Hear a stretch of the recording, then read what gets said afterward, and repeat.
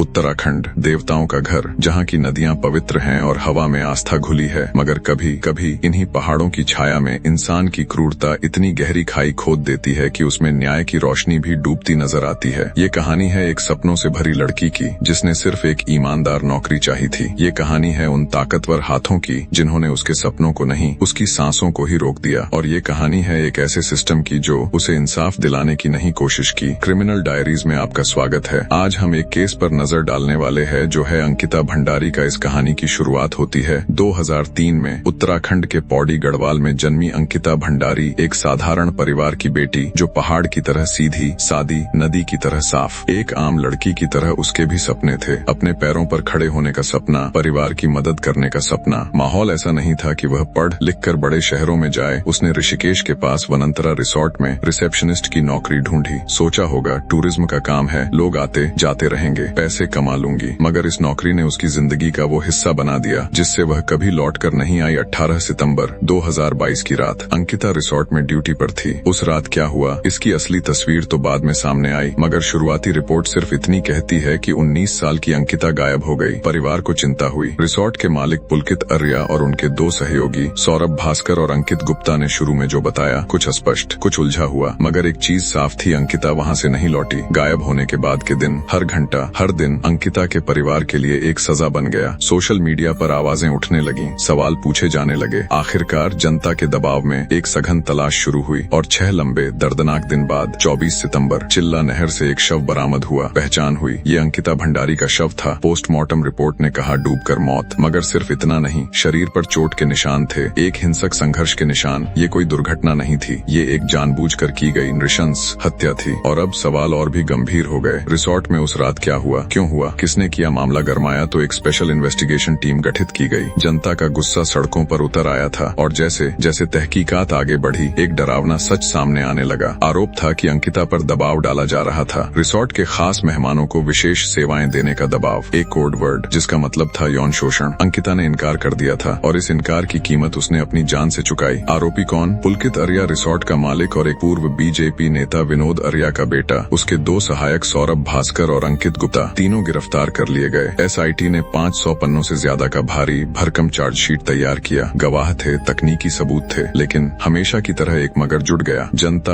और कुछ राजनीतिक दलों ने एक सवाल उछाला, क्या सिर्फ ये तीनों ही दोषी थे? क्या उन खास मेहमानों, उन वीआईपी का कोई हाथ नहीं था जिनके लिए अंकिता को सर्विस देनी थी? एक सीबीआई जांच की मांग जोर पकड़ने लगी। आरोप लगे कि ताकतवर लोगों को बचाने की कोशिश हुई। पुलिस ने इनकार किया, कहा वीआईपी शामिल होने का कोई ठोस सबूत नहीं मिला। एक महिला जिसने वीआईपी शामिल होने का दावा किया था, उसके खिलाफ गैर जमानती वारंट तक जारी हो गया। सच क्या था? पूरा सच सामने आया क्या? ये एक ऐसा सवाल है जो आज भी इस केस के साथ जुड़ा हुआ है। अंकिता भंडारी की कहानी ने आपको कैसा महसूस कराया? क्या आपको लगता है कि पूरा सच सामने आ पाया? कमेंट सेक्शन में अपनी राय जरूर शेयर करें। अगर आपको लगता है कि ऐसी सच्ची रिसर्च बेस्ड कहानियां और लोगों तक पहुंचनी चाहिए तो इस वीडियो को लाइक करें, शेयर करें और क्रिमिनल डायरीज को सब्सक्राइब करना न भूलें, क्योंकि हर अपराध के पीछे एक कहानी होती है और हर कहानी का एक सबक। हम मिलते हैं अगली कहानी के साथ।